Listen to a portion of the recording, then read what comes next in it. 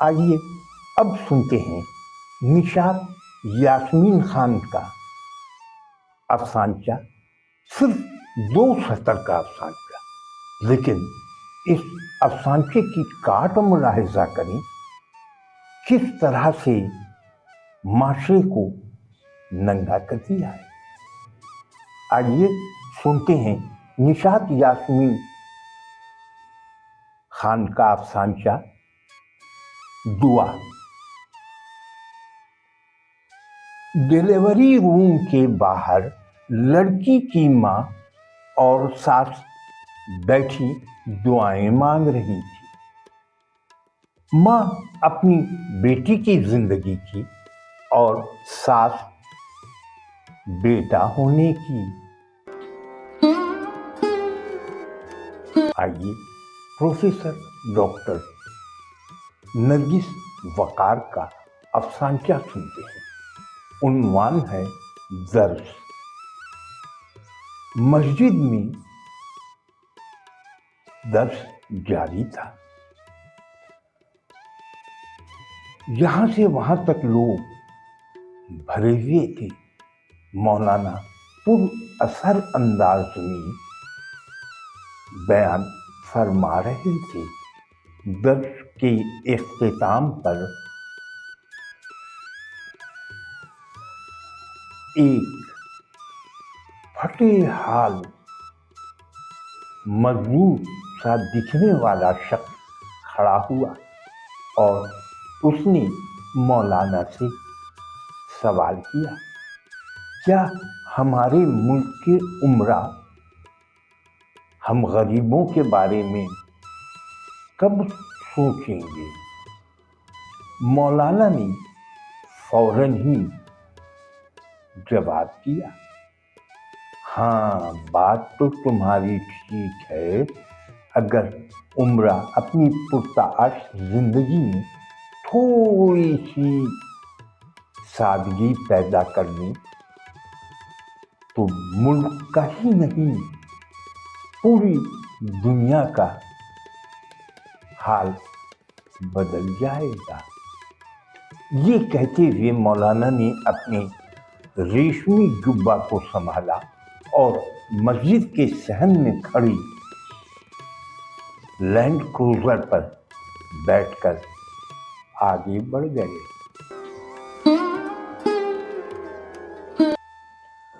عباس خان افسانچوں کی دنیا میں ایک بہت بڑا نام۔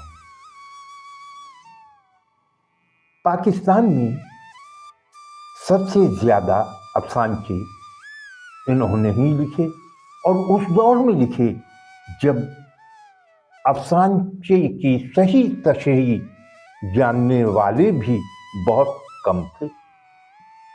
آئیے عباس خان کا افسانچہ سنتے ہیں۔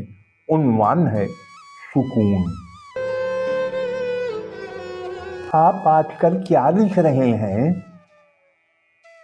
آپ جانتے ہیں کہ انسان کے لیے سکون کی تلاش میں ہوں۔ سکون کی تنہائی کا راستہ میں نے تلاش کر لیا ہے، اس کے متعلق لکھ رہا ہوں۔ وہ کون سا راستہ ہے؟ دنیا میں صنعت اشتہار بازی کو ختم کر دیا جائے اور اب میں اپنا ہی ایک افسانچہ سناتا ہوں۔ عنوان ہے گناہوں کا بوجھ۔ مولوی صاحب خطبہ فرما رہے تھے۔ کسی عالم دین کے پاس ایک شخص آیا۔ اس نے سوال کیا، حضرت یہ بتائیں کہ اسی شہر کا ایک قافلہ حج کے لیے گیا تھا، اسے واپسی پر ڈاکوؤں نے لوٹ لیا، تمام لوگ قتل کر دیے گئے، مجھے یہ بتایا جائے کہ جو لوگ اللہ کے نام پر حکم ربی کی تکمیل کے لیے گھر سے نکلے تھے، وہ قتل क्यों हो गए?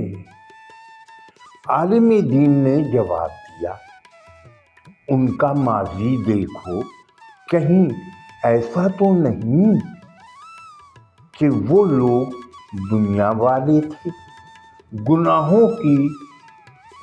गुनाहों से भरी जिंदगी गुजार रहे थे।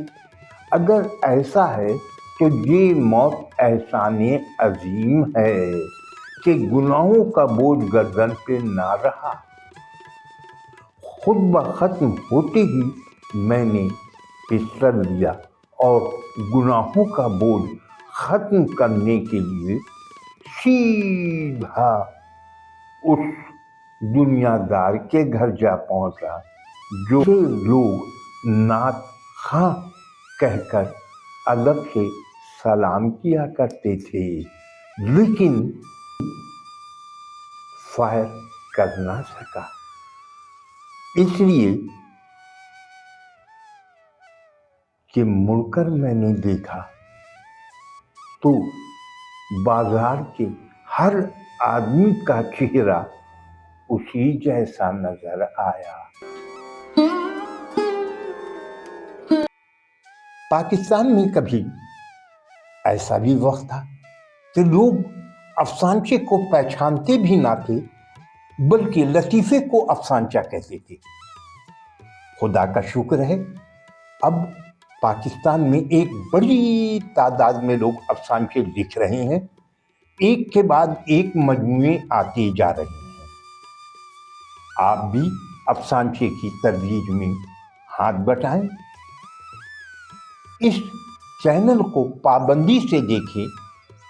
नए लिखने वालों की हौसला अफजाई के लिए उनके अफसानचे सुने, कमेंट करें, ताकि वो नित नए अफसानचे पेश करते रहे।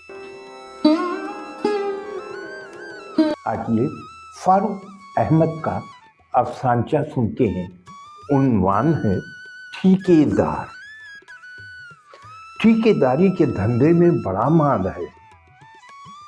30 बरस बाद तनवीर से मुलाकात हुई तो लाइफ स्टाइल देखकर मैं दंग रह गया। जदीद तरीन मॉडल की चमचमाती कार, 1 दर्जन वहशतनाक मुसल्लह गार्ड, कलफ लगा घेरदार शलवार कमीज, चेहरे पर तवील वाली दाढ़ी। ये वही तनवीर था जो लड़कपन में महल्ले वालों के कुत्ते चुरा कर बेच खाया करता था। उस रोज देखा तो लपक कर मेरी तरफ आया और गले लग गया। फिर मेरी पुरानी मोटरसाइकिल की तरफ देखते हुए बोला, तू भी ठेकेदारी में आ जा। ऐसी ऐश हैं, इज्जत और दबदबा अलग। मैंने उसके गार्ड्स पर दोस्ती का भरम मारने के लिए बेतकल्लुफी झाड़ी। किस चीज की ठेकेदारी कर रहे हो? कान में घुस के वो बोला, मजहब की।